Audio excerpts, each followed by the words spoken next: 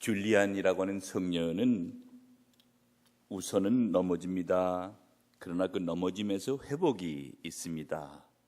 그러나 둘 다 하나님의 은총입니다. 그렇게 이야기를 했습니다. 넘어지는 것, 그리고 일어서는 것, 넘어짐에서 다시 세워주심. 그런데 분명히 그 넘어짐도 은총이다. 그렇게 이 성녀가 말하고 있는 거죠. 둘 다 하나님의 은총이다. 그렇게 말해주고 있습니다. 어떤 이들은 이제 세월을 지내면서 우리가 넘어지는데 그분을 바라보면서 넘어진다. 그래서 falling upward 그런 얘기를 합니다. 결국 우리들이 나이가 들고 연륜이 더해지면서 우리는 넘어지는 건데 그 넘어짐이 그분을 향해서 넘어진다. 그렇게 이제 삶의 성장의 과정을 그 라이프 사이클을 얘기하면서 설명해 주는 분들이 계십니다. 말씀 묵상하고 지내면서 가끔 요사이도 그 영적인 축복과 그 성장이라고 하는 것, 주님 안에서 성장한다고 하는 것, 그것은 생각보다도 아주 기초적인 것에서 출발하는 것이다 하는 생각을 하게 됩니다. 그것은 바로 우리는 그 현실적인 삶에서 넘어지지만 주님이 다시 일으켜 주신다 라고 하는 그 아주 단순한 것을 믿고 살 때에 성장이 있고 기쁨이 있고 거기에 아주 성한 기도의 생활이 있다.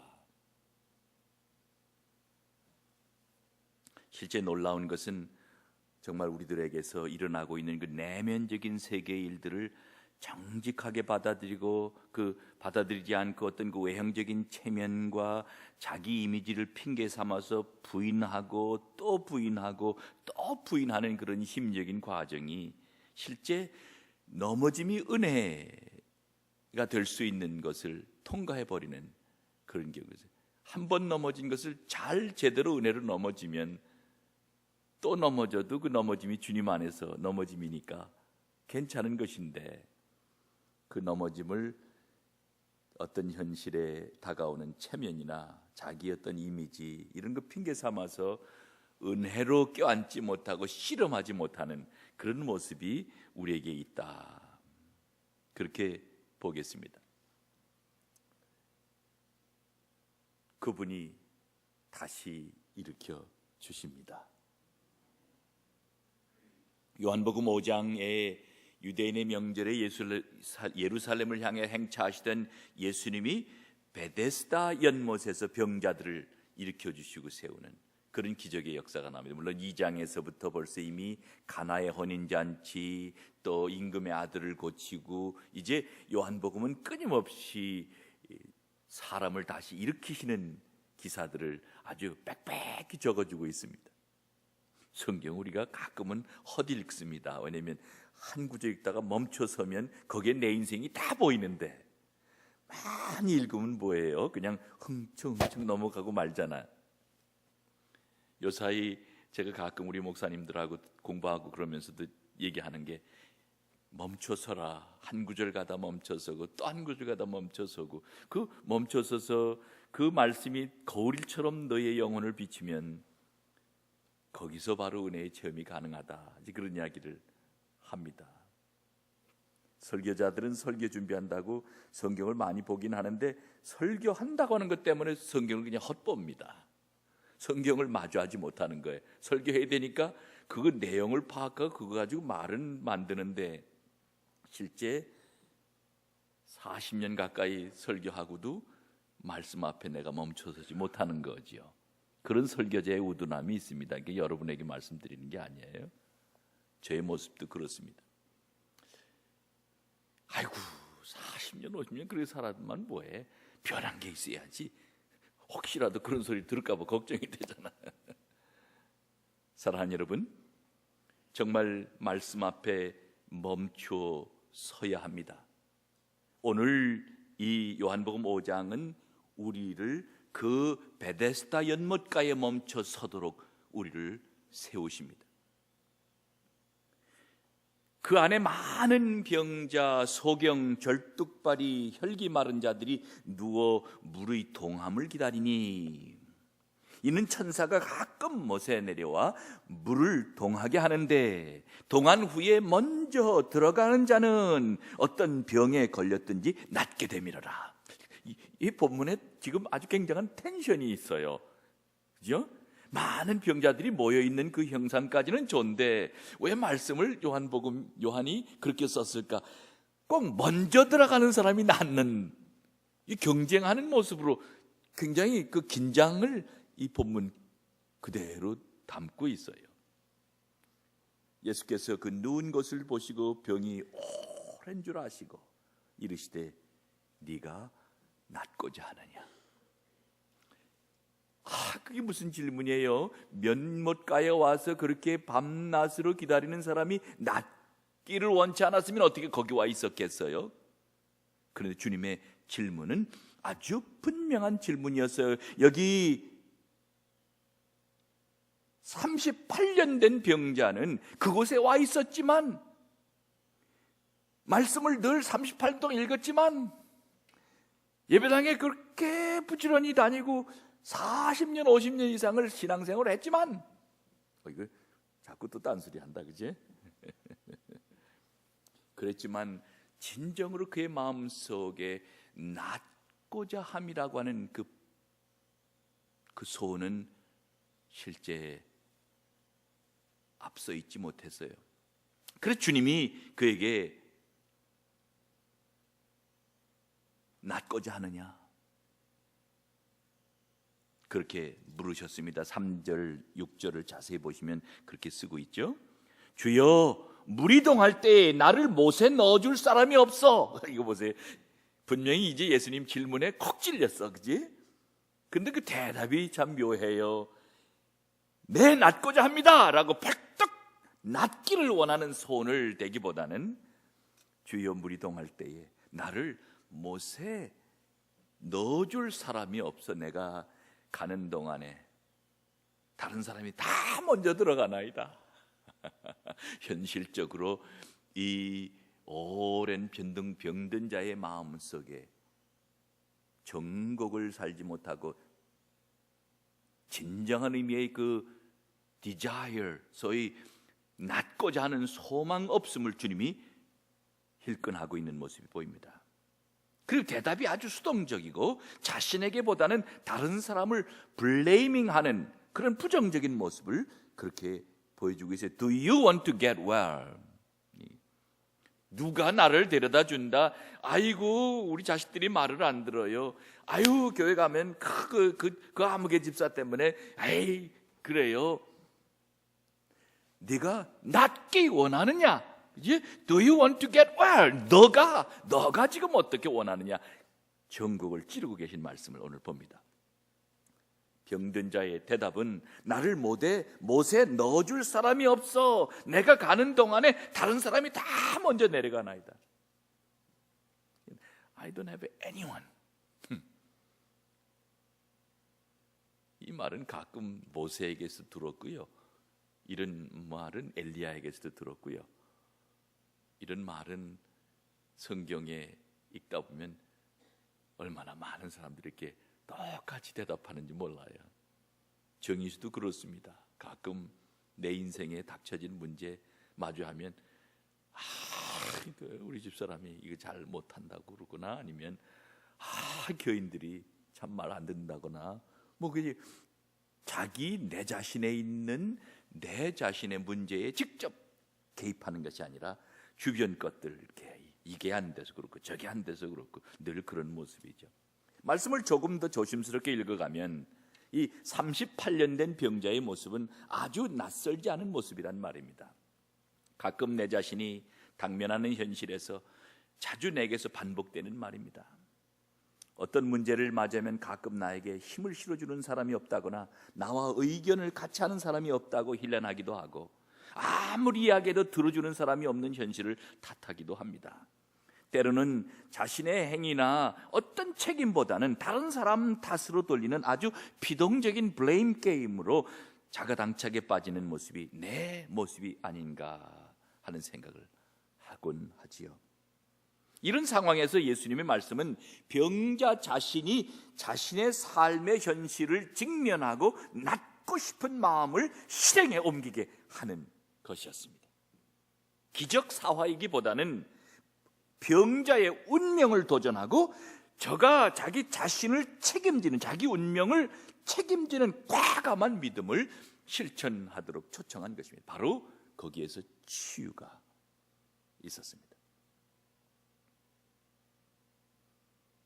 예수께서 가라사대 네 자리를 들고 걸어가라 하시니 그 사람이 곧 나아서 자리를 들고 걸어가니라. 주님이 38년 된 병자에게 명하신 것에서는 전격적인 변화가 이루어진 것을 그랬더니 변화가 이루어진 것을 성서는 놀랍게 기록하고 있습니다.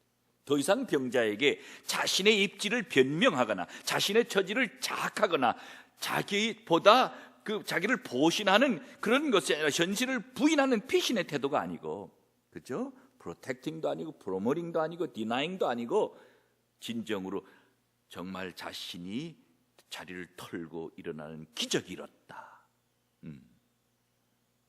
그분 말씀이 자신이 오랫동안 변명하고 숨었던 병든 자의 굴에서 뛰쳐나오게 하신 것입니다. 그것이 병자를 일어나서 걷게 하신 것입니다. 그는 더 이상 자신의 운명이라는 생각하는 병자가 아니라 그 그림자에 숨거나 피신하는 그 일을 더 이상 하지 않고 주님이 부르신 그 부르심의 새로운 자로 움츠리고 탈출했다고 하는 것이 오늘 본문의 모습입니다. 38년 동안의 노예의 삶을 거적을 던지고 일어섰다. 이 해방의 사건, 이 환희의 사건, 이 생명의 사건, 변화의 사건, 바로 성서가 오늘 아침에 우리에게 그 사건과 마주하기를 원하십니다. 오늘은 그 그림자와 싸우는 그런 영혼의 삶의 과정을 조금 말씀드리고 싶습니다. 그림자와 싸운다. 그 섀도우 박싱 한다 그런데 섀도우 박싱, 박싱을 하는데 그림자와 싸운다. 우리 모두에게는 그림자가 있습니다. 우리 모두에게는 뭔가 이렇게 잘 만져주거나 잘 다루지 못했던 그림자가 우리의 삶의 주변을 덮고 있습니다.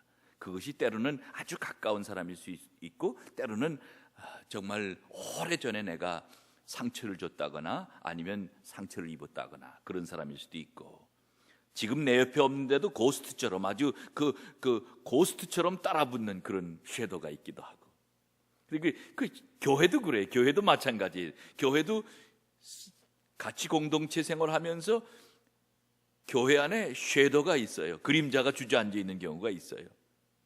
제가 이제 500여 교회를 2년에 걸쳐서 신방을 했습니다. 한 교회에 1시간씩 주고 스테이트 위스콘신 전체를 지난 2년 반 동안 여행을 하면서 한 교회 성전에 올라가서 이제 교회 도착하면 올라가서 아무도 하이도 안 하고 올라가 성전에 손 얹고 기도하고는 강단 축복하고 그리고 돌아서서 모인 교인들하고 10명이든 100명이든 같이 모여서 Is there fruit? Is there faith? Is there fruit? Is there fire? 그 요한 웨슬레이의 3F. 열매가 있습니까? 여러분에게 뜨거움이 열정이 있습니까? 여러분에게 믿음이 있습니까? 이제 그런 질문 같이 하면서 그 믿음 때문에 우리가 어떤 일을 이뤘는가? 어떤 열매를 우리가 선교적으로 맺었는가? 이런 같은 대화를 한 40분 하고, 그럼 이제 또 다음 목사가 바깥에서 기다리고 있습니다. 여러분 이제 끝나면 목사 차를 타고 목사가 들어와보고 연회 직원들은 뒤에 따라오고, 그렇게 해서 500의 교회를 돌았는데 중간쯤 가니까 시험이 들어가지고요. 야, 이거 내가 무슨 약속을 했나? 이게 계속 할 수 있는가 없는가? 그런 시험도 한참 걸려 있었어요. 그래도 은혜로 지난 크리스마스 전에 끝을 냈습니다. 그랬더니 뭐 자기 감독이 자기 교회 왔다 갔다 가는 것이 너무 자랑스럽고 해서 울기도 하고요. 그런 경우가 있어요. 70년에 저 놀스카시라고 하는 감독이 다녀가고 당신이 처음이라고 그러면서 자랑스러워하는 사람도 있었고 그랬죠. 근데 교회를 이렇게 가보면요, 이렇게 많은 교회를 가니까 이젠 어접지 않게 아르키텍 어드바이징도 하여. 그러니까 야, 이거 왜 그게 그러냐, 뭐 이건 좀 이쪽은 어둡지 않냐, 강단이 너무 높아, 뭐 이런 그런 가멘트도 하게 돼요. 예배당에 가면은. 근데 상당히 많은 게 노던 위스콘신에 한 시대에 아마 어떤 아티스트가 그린 것 같은데, 예수님이 그 겟세마네에서 기도하는 초상을 그린 것이 교회에, 꽤 많은 교회의 성전에 있어요. 근데 그 보니까 그 손가락도 그렇고 얼굴도 그렇고 굉장히 어두워요. 생각보다도 그 그림을 그린 화가가 그 겟세마네에서의 애절함을 그린 것 같긴 한데, 매일 주일마다 그 얼굴을 쳐다보고 있으면 사람들이 어떻게 될까 하는 생각을 갑자기 하게 되었어요. 생각보다도 가서 이렇게 기도하면서 얼굴을 쳐다보는데 어둡고 부정적이고 그래요. 근데 그런 교회, 그 성화가 있는 교회들 가운데 상당수가 갈등을 더하는 경우였어요. 그래서 감리사한테 그렇게 코멘트를 했죠. 야, 목사한테도 그래, 교인들한테도 그래. 그걸 좀 비켜서 옆으로 없애라고 할 수는 없으니까. 그럼 누가 봉헌한 사람이 있는데 없애라고 하면 큰일 나잖아요. 그걸 좀 옆으로 좀 옮기라고 이렇게 그런 어드바이스도 하고 그랬죠. 제가 말씀드리고 싶은 것은 어느 집안이든 어느 교회든 어느 개인이든 섀도가 있어요.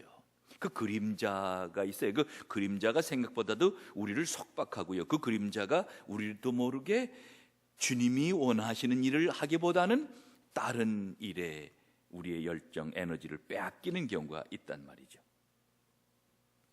어제 잠깐 제 어린 시절 얘기를 했는데, 제가 처음 예수님을 마주한 것은 평생 불구였던 아버지의 죽음 냄새, 그 가난의 처절함, 어둠, 그 어둠 속에서 주님이 저를 불러내셨습니다.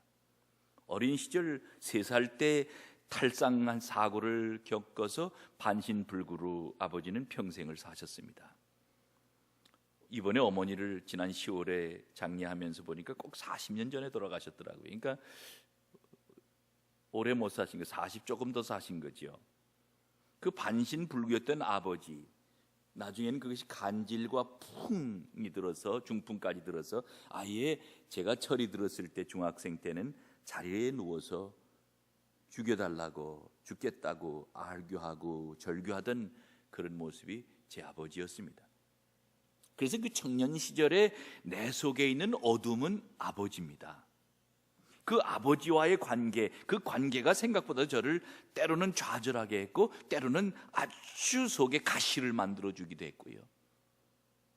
그런데 지금 생각하니까 그 과정에서 주님이 저를 은혜로 마주하셔서 그때의 그 고질적이었던 어두움을 빛으로 바꿔주셨고, 그때의 절망적인 마음을 소망하는 마음으로 바꿔주셨고, 그 좌절의 마음을 희망으로 바꿔주셨고, 할 수 없는 거다라고 하는 현실을 할 수 있다는 현실로 바꿔주셨어요. 이게 완전히 주님이 내 인생의 큰 키를 그때 꽂으시고 방향을 바꿔주셨어요. 아, 그러셨구나. 미래를 생각할 수 없었어요. 하루하루 이루어지는 일들이 너무 고질적이고 파괴적이었습니다. 사실 이런 말씀드리면 그런 가정이 있을 수도 있는데, 어머니가 밥을 가지고 방에 들어오면 할머니가 들고 나가십니다. 할머니가 밥을 가지고 들어오시면 엄마가 들고 나가십니다. 왜냐하면 잡수면 이 똥오줌을 싸시는데, 그죠? 무슨 휠체어가 있어요, 무슨 뭐가 있어요. 그러니까 아주 인생에서 가장 철저한 죽음의 냄새를 저는 맡았습니다. 근데 그때 할아버지가 저한테 하라고 한 것은 그 가리방, 그 머리 깎는 거 있잖아요. 이 편찮으신데도 왜 머리는 그렇게 빨리 잘하시는지요. 그러니까 그 머리 학교 갔다 오면 주기적으로 저는 그 아르바이트를 했기 때문에 그때 국민학교 학생을 가르쳤어요. 그러니까 집에서 한 1시간 거리 건너편에 동네에 가서 큰 아주머니 댁에서 자면서, 먹고 자면서 아이를 가르치면서 살았고, 그러니까 집에 오면 제가 오는 때는 꼭 가리방으로 아버지 머리를 깎아주는 거예요. 여기도 이게 머리 수염이 많이 길으니까 여기도 가리방으로 깎아야 돼요. 면도하는 거는 그러니까. 그래도 그런 관계를 내가 갖고는 있었지만 부정, 어둠, 그 냉담함, 아버지 된 무시, 이런 마음은 아주 짜릿한 죽음의 냄새였습니다. 그러다가 어느 노인 장로가 우리 동네에 와서 교회를 개척하고 그 교회가 다 완성되기 전에 흙바닥에서 제가 세례를 받았습니다. 이건 그 교회가 세워지고 나서 제가 세 번째로 세례를 받은 사람이었습니다. 신삼교회라고 강화에 가면 그리 있는데, 죽여달라고 절규하는 아버지의 목소리, 어머니가 밥상을 아버지 방에 가져가면 할머니가 내가고, 할머니가 들으면 어머니가 데려가는 그 사랑하지만 그러나 처절한 시름을 목격하고, 그런 삶 앞에서 정말 주님이 내 삶의 열쇠를 키를 여셨다. 터커니 제가 그 처음 만난 우리 김성창 장로님이신데 서리 전도사님이 되고 나중에 서리 목사가 되셔서 우리 교회를 개척했는데, 이 김성창 목사님이 돌 날라드렸다고 그랬잖아요. 어제 돌을 조금 날라드리려고 갔을 때 내 손을 털컥 잡으시더니, 정 선생, 주님이 당신 사랑하십니다. 저는 그분이 정 선생의 생을 통해서 큰 계획을 하고 계심을 압니다. 그렇게 이 노인 양반이 그렇게 겸손하게 말씀하시는 거예요. 정 선생이라는 말을 처음 들었어요. 저를 선생이라고 부른 일이 어디 있어요? 그 당시에 처음으로 저를 선생이라고 부르셨어요. 그 어른이. 그 말씀이 일어나 걸어라 했던 예수님의 초대처럼 제게 그분의 초대는 새로운 세계, 신세계의 영구한 희망과 용기가 점철되어지는 성령의 세계, 성령에 내주하는 그 아름다운 삶으로 주님이 저를 떠미셨고 일으켜 세우셨습니다. 사랑하는 여러분, 주님이 일으키십니다. 그분이 다시 일으키십니다. 좌절의 순간에서, 파괴와 자학의 순간에서, 비탄과 절망의 순간에 주님이 젊은 내 영혼을 일으키시고 세우시고 소명을 불러 넣으셨습니다. 아버지의 고통을 조금씩 이해하게 되었고요, 제 가족 사이에서 아버지의 아픔은 이제는 십자가 예수를 이해하는 하나의 해석학적인 도구가 되기도 합니다. 그래서 이번에 어머니 아이를 합장해 드렸어요. 아버님 옆에 이렇게 화장해서 등에 메고 올라갔죠. 선산이 높아요, 강화에. 그래서 올라가면서 제가 형님한테 아유 가뿐하네 내가 한마디 했어요. 그랬더니 형님이 그런 말 하는 거 아니야 그러더라고요. 그래서 그런지 올라가는 게 힘이 안 들었는데 한 이틀 어깨가 쑤시고요. 왜냐면 그런 말 하면 찍어 누른대요. 그렇죠? 그런 말씀 들어보셨어요? 어머니 나를 찍어 누른 거예요 그냥. 그래서 장례를 치르고 며칠 고생을 했는데, 그 어머니 묻고 작별하면서 다시 한번 제 가족사에 대한 생각을 하면서 은총을 경험했습니다. 은총이었구나.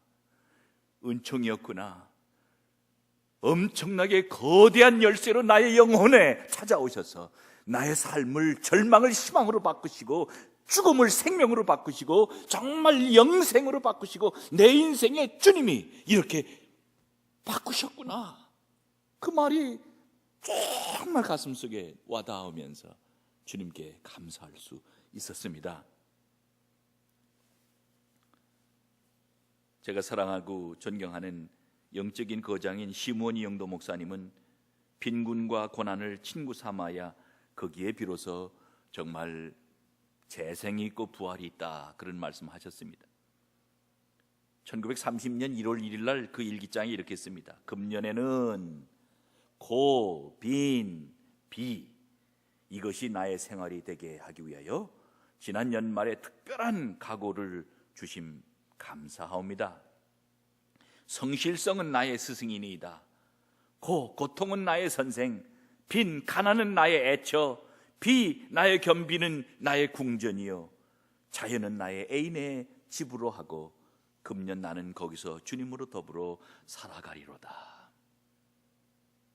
시몬이 영도 목사님이 30년 돌아가시 바로 전해 그런 고백을 그의 일기장에 쓰고 있습니다. 바로 고난은 쓴 것으로 우리에게 찾아오지만 그것은 우리에게 하나님에게 더 가까이 갈 수 있는 거룩한 다리가 된다. 믿으시기 바랍니다. 아픔은 우리에게 쓴 것으로 오고 아픔으로 오지만 그러나 하나님에게 가까이 갈 수 있는 그분을 연인 삼을 수 있고 그분에게 연락을 하고 그분에게 철저하게 기댈 수 있고 그분에게 안길 수 있는 그러한 다리가 되는구나. 우리 예수 믿는 사람들 많이 갖는 축복이에요. 인생의 고난을 그렇게 생각할 수 있도록 주님이 도와주셨으니 얼마나 행복해요. 그러시죠? 속으로 생각하면 이런 자국 저런 자국 그냥 그림자도 많고 아픔도 많고 상처 덩어리지 뭐. 우리가 다 그렇잖아요. 그런데도 그 상처는 주님 만날 수 있고 주님도 사랑할 수 있고 주님 당신 사랑합니다 고백할 수 있도록 우리를 이끌어내는 거룩한 도구다. 거룩한 다리다. 이런 고백 갖고 사시니 우리가 얼마나 좋아. 아멘. 그래서 레인 히스라고 하는 신학자는 2S를 벗삼아 살아야지 흔들리지 않는 믿음을 살 수 있다. 2S. 소위 suffering and sacrifice. 그 고난이고 하나는 희생인데 그 고난과 희생에는 2S를 친구로 삼고 벗삼아 살지 않으면 인생을 강인하게 살 수 없고 십자가 지고 따르는 하나님의 초청, 주님의 초청을 실천할 수 없다. 그렇게 말합니다. 동의합니다. 바로 고통은 우리들이 살아가면서 우리 자신을 주님이 이신 하나님에게 아주 벌거숭이 되게 하고 정직한 자신으로 대면하게 하는 힘이 있기 때문입니다. 바로 그 영적인 싸움이라고 말하는 그 섀도우 박싱, 그 그림자와의 싸움, 거기에서 주님이 승리하게 되길 주 이름으로 축원합니다.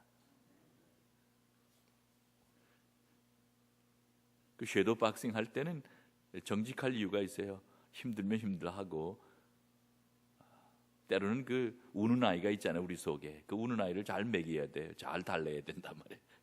그 우는 아이를 잘 달래는 삶이 때로는 영적인 여정에서 굉장히 중요합니다. 그래서 섀도우, 이 그림자, 당신 자신을 바로 보지 못하도록 하고 당신이 다른 사람들을 볼 수 없는 그렇도록 충동질하고 위선적으로 만드는 그런 힘이 있는 이 섀도우, 이 그림자를 자신이 우상처럼 생각하는 자기 이미지를 세우려고 하면 할수록 그 그림자는 그릇된 조작의 힘으로 아주 화려한 가면을 내게 만들어주는데 그 그림자와 싸는.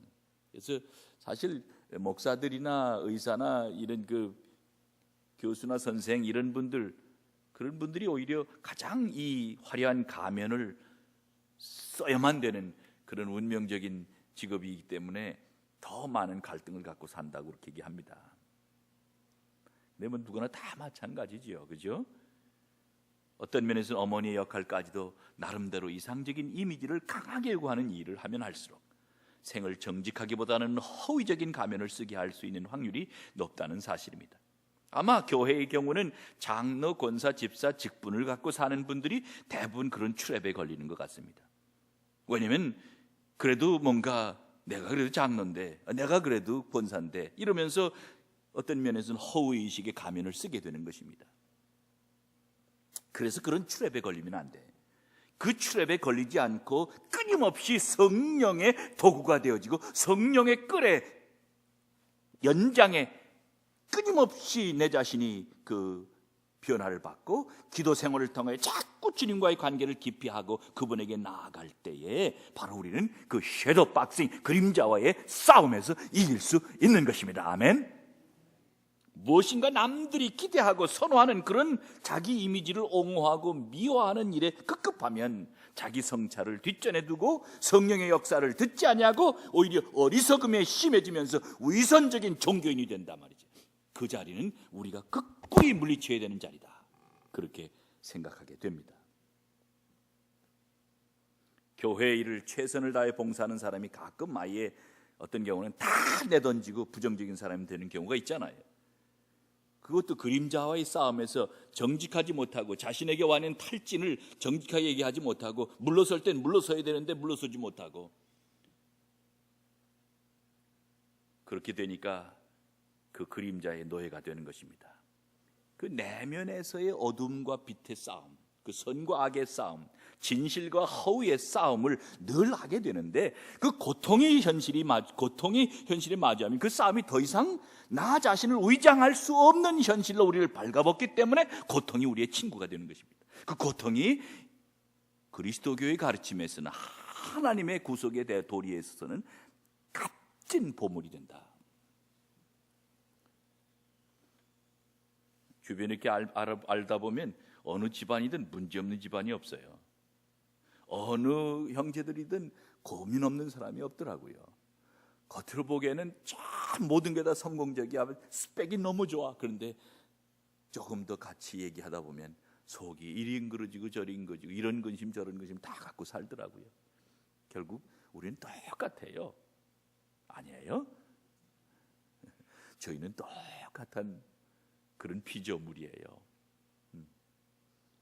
어떤 이는 평생을 이런 가면 저런 가면 바뀌어 쓰면서 잘 살아요. 도망하고 이리 도망하고 잘 살아요. 그런데 결국 주님 앞에 두 손 높이 들고 그분 앞에 나가는 그런 현실이 다가와야지, 그것이 우리에게 왔을 때에 우리는 정말 주님께 무릎 꿇고 생애 진정한 의미의 부활을 경험하고, 진정한 의미의 재생을 경험하고, 영생을 경험하고, 중생을 경험하고, 번어게인을 경험하고, 정말 주님의 신실한 도구가 되어주는지를 믿으시길 바랍니다.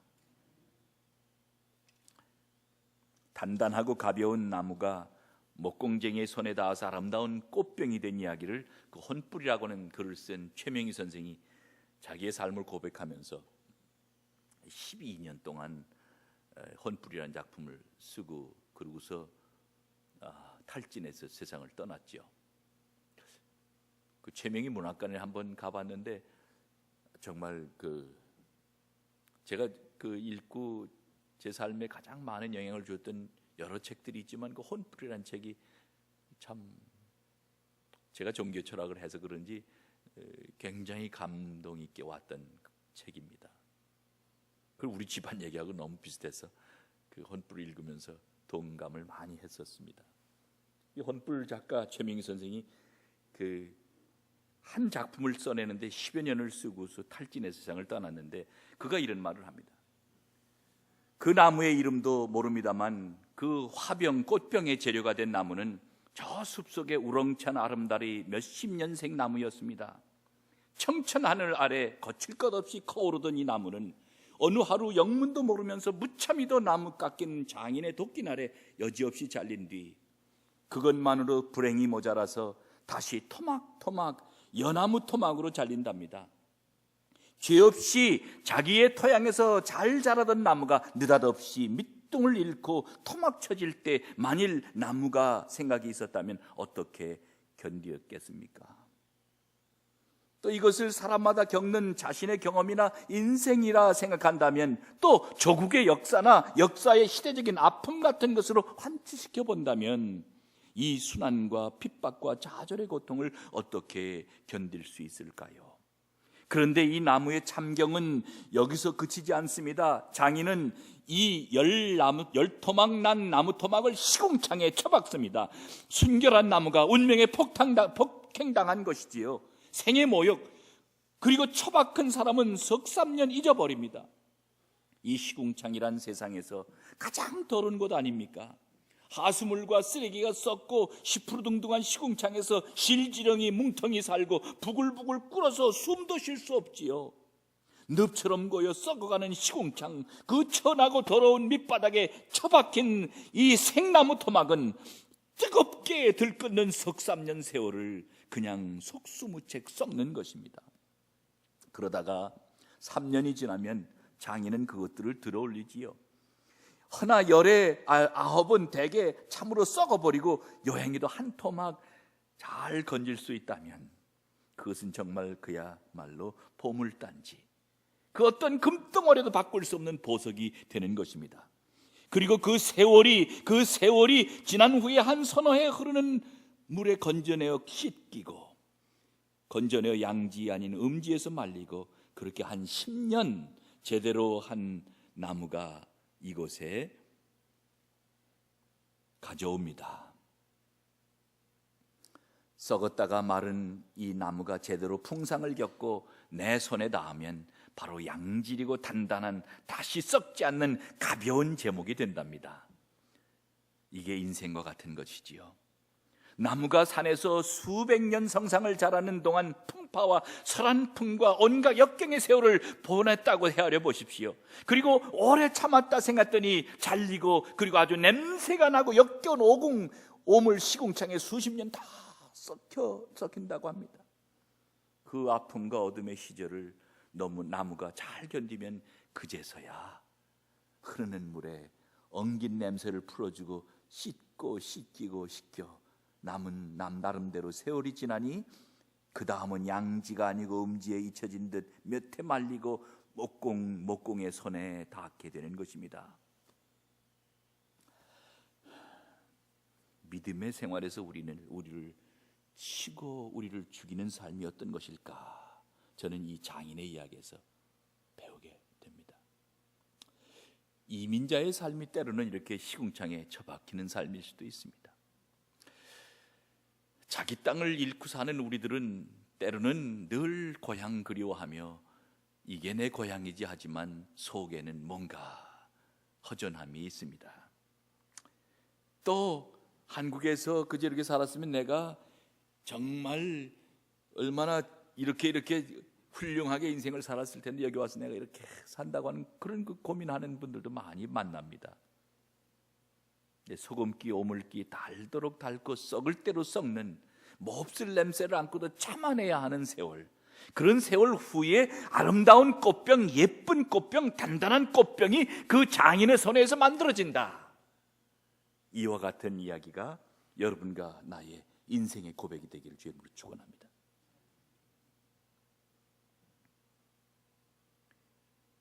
그분은 토기장이고 우리는 진흙이라고 고백합니다.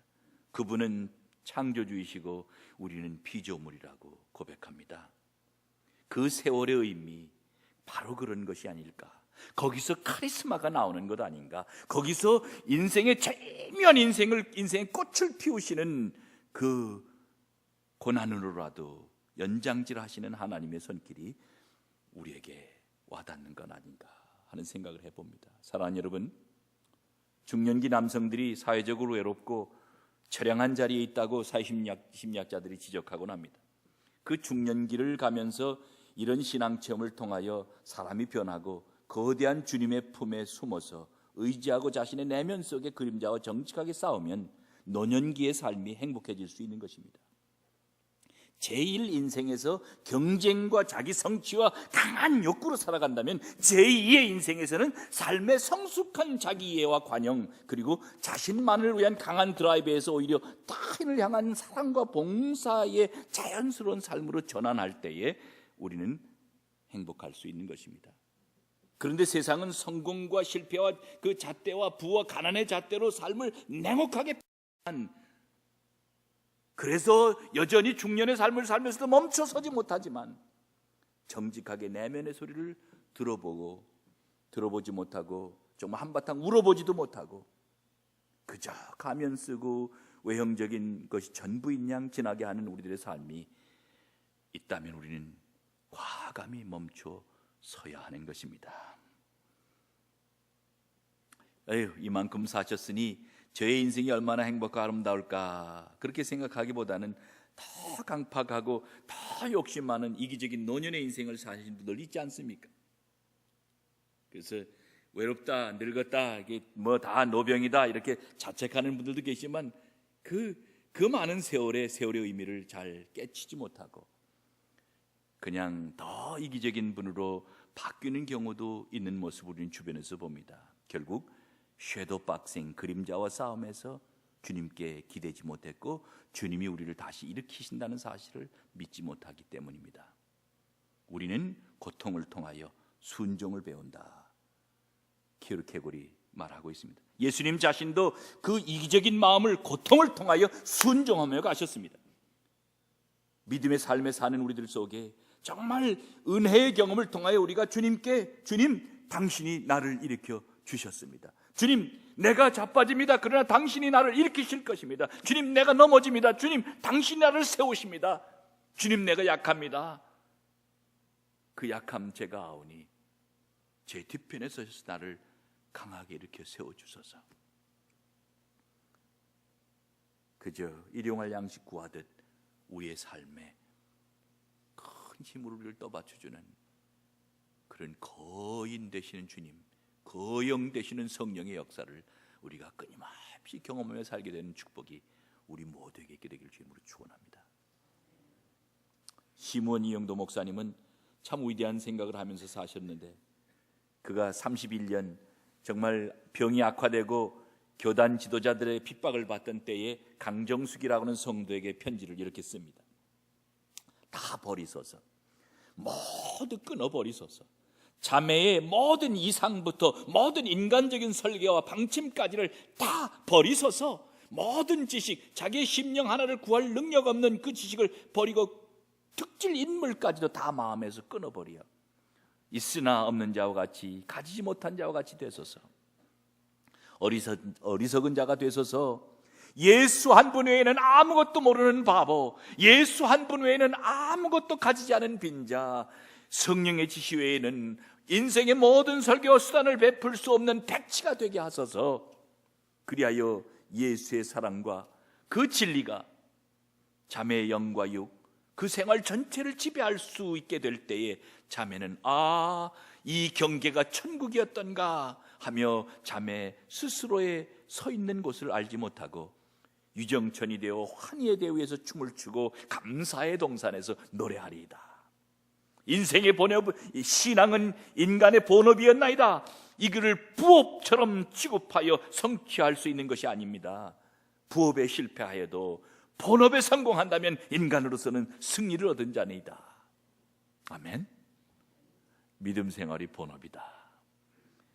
이건 다른 거는 다 부업이다. 제가 세례받고 예수님 따르는 제자로 사는 게 제 본업입니다. 감독으로 사는 건 부업입니다. 내가 어떻게 하면 더 신실한 주님의 제자가 될까? 그게 제 주님이 내게 있어 주어진 가장 큰 질문입니다. 뭘 성공적인 목사가 되고 성공적인 사역자가 되고 성공적인 교수가 되고 성공적인 누가 되는 거 중요하지요. 그러나 그건 다 차선이다고 하는 그런 그 강한 카리스마를 저는 이영도 목사를 통해서 배웁니다. 사랑하는 여러분, 이제 맺습니다. 이제 주님이 우리에게 일어나 걸으라 하십니다.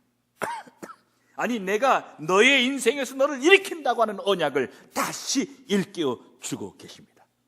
우리 자신에게 그동안 길이었던 자리를 털고 일어서라고 하시는 음성을 듣기를 원합니다. 30년, 40년, 50년 인생 가운데 혹여라도 주님, 제가 아직도 털고 있지 못한 부분이 있으면 이 아침 주님 정리하게 도와주세요.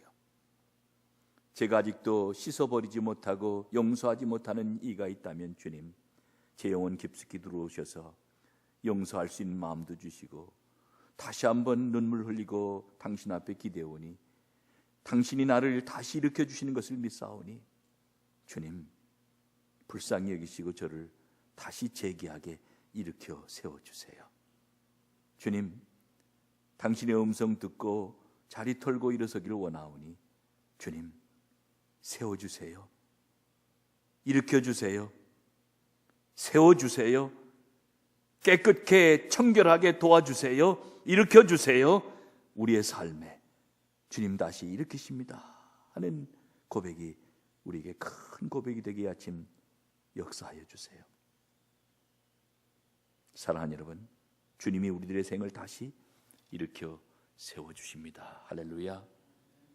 주님이 우리들의 구원자가 되시고 치유자가 되시기에 그분의 손에 다시 기대고 지금 우리가 서 있는 자리에 감사함을 배우며 자신만을 위한 삶이 아니라 타인을 위한 삶, 이웃들을 위해 마음껏 헌신하는 그런 마음이 빗장이 열리고 하수가 폭포수처럼 쏟아져서 정말 놀랍게 그 삶을 살아내는 그런 기적이 내게도 있게 하소서. 내 가정만 아끼고 사랑하는 것 아니라 이 세상 걱정하며 기도하는 중보의 기도자가 되게 하시고, 아니 내 자신의 문제만에 매여서 이렇게 절절매고 인생 사는 게 아니라 주님, 내 주변의 다른 이웃들의 아픔들을 껴안으며 주님, 당신의 제자로 살게 도와주십시오. 은혜로운 삶으로 살도록 다시 일으켜 주십시오. 아멘.